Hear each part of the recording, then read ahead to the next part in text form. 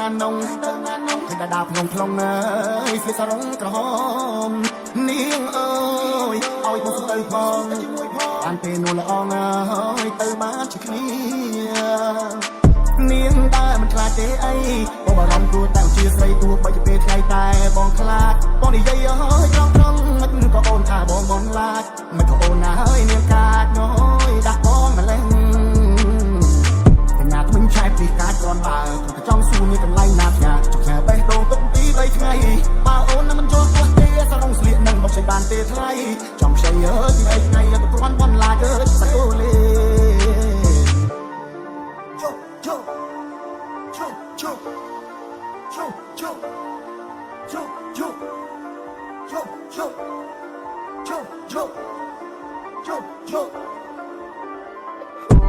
បងគ្រាន់តែចង់អន់លេងទេលេចឡំមែនសំទោសផងមានមេ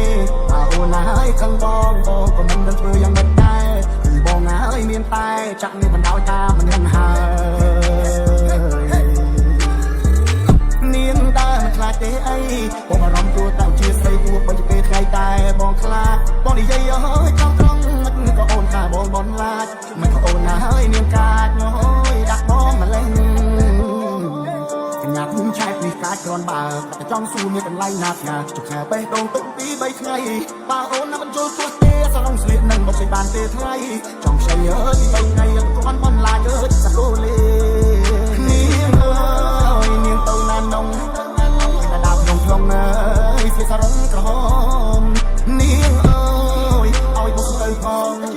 បានពេលនោះល្អងអើយទៅបានជាគ្នានាងដែរមិនខ្លាចទេអី